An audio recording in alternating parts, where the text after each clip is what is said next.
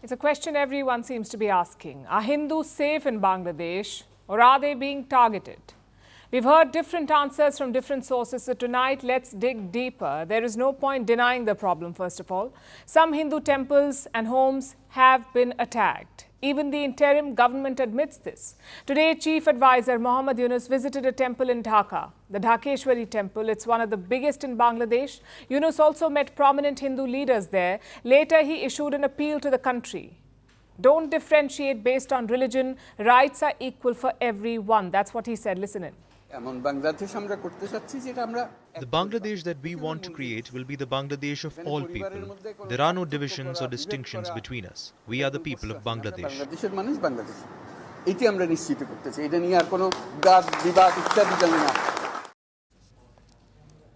The gesture is nice. The appeal also sounds genuine, but it does betray weakness. You see, Bangladesh's security apparatus is still recovering. A lot of police officers are on strike. A number of police stations are empty. So enforcing the law is tough. Reports say some officers have started rejoining their duties. But the system is not up and running. That will take time. Which brings us to the attacks. Do we have any numbers on the attacks or casualties? Look at what two minority organizations found. They have logged 205 attacks on the Hindu community, 205 attacks. This could be attacks on temples, attacks on homes, or attacks on shops owned by Hindus. All of it together, 205 such incidents have been reported in 52 districts. That's nearly all of Bangladesh. And casualties? 5 deaths have been confirmed so far. But the final picture is not clear yet. Like I said, the police stations are not functioning. So no complaints, no FIRs, which is why data is hard to compile. Let me show you an example. This house belongs to a Hindu family in Dhaka. As you can see, it is partially burnt. The owner does want to return and live there eventually, but he fears goons will attack again. For a person who has collected so much stuff, made his house, if somebody burns it, then that person does not wish to go back to that home. But I still want to return to my house and live there because I have lived at that place for so long. But the fear of the goons and the looting that they did, because of that I am scared. This broadly sums up the situation. Because the attacks may have subsided since last week, but worries remain, which is why some Hindus are on the streets protesting. They're seeking protection from the violence. So the ball is now in the interim government's court. They're saying the right things, but they must put boots on the ground. They must punish those who attack minorities. If not, these temple runs are pointless. And no excuses can be made. We are hearing some justifications from experts in Dhaka. They say the violence is not religious. Most Hindus supported Sheikh Hasina's party, so the revenge, they say, is political, not religious.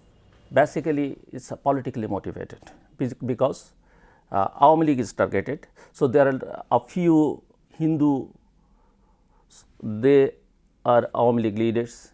They hold some positions in the Awami League. That's the major cause for these attacks. It's not religiously motivated. That's a sweeping assessment, almost like an excuse to justify the violence. Let's hope the interim government does not buy into it, which brings us to the trigger of all this chaos, Sheikh Hasina. She is still holed up at a safe house in New Delhi. It's been more than a week since Sheikh Hasina came to India and she's finally broken her silence. Not directly though. She has released a statement via her son. A couple of things stand out here. First, she has condemned all the deaths since July. Students, teachers, policemen, party workers. She has condemned all deaths. She is also seeking punishment for the killers. Secondly, she has spoken about her father, Mujibur Rahman, the founder of Bangladesh. Sheikh Hasina says his legacy and that of the 1971 martyrs has been insulted. And she ended her speech with an appeal. She asked Bangladeshis to observe National Mourning Day on the 15th of August. That's the day when Sheikh Mujib was assassinated, August 15th. It will be a tricky day though, because reports say the interim regime has cancelled the national holiday. Plus, there are calls to hold Hasina accountable. They want her to stand trial. A murder case has been filed against Hasina. It concerns a police killing last month. On July 19th, a protest had been organized in Dhaka. The police opened fire on the protesters. A local grocer was shot as he crossed the road. Now, his family does not have the resources to fight this case, so a private citizen has taken it up. The question is, what will this case lead to? Could Sheikh Hasina be forced to return? Top lawyers have already talked about this. Top lawyers in Bangladesh, the Supreme Court Bar Association, had also released a statement there. They wanted India to arrest and send her back. New Delhi did not react to that request. It came from the lawyers. But what if it comes from a court in Bangladesh? What if it comes from the Home Ministry in Dhaka?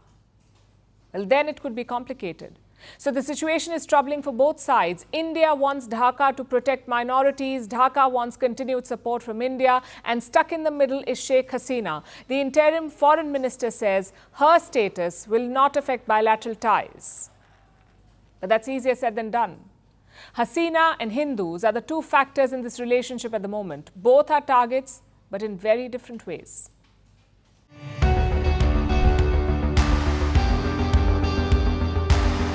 Across continents, one powerful news source.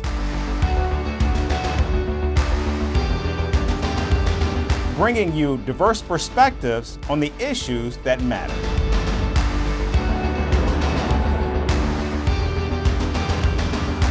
We go beyond the boundaries to give you that little extra about every sporting moment.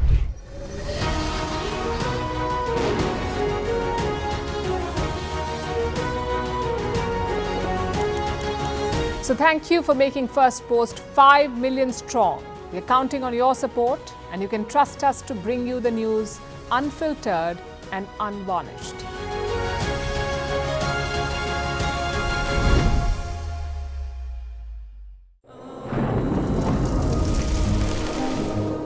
Climate change is on our doorstep. It's time for a revolution to take root.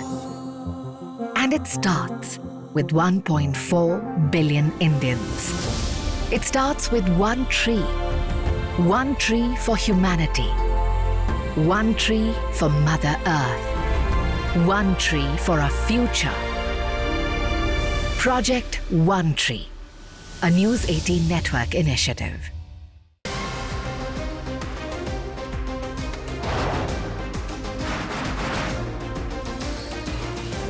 Obviously today, the T20 World Cup Bangladesh has moved across to the West Indies. What can we expect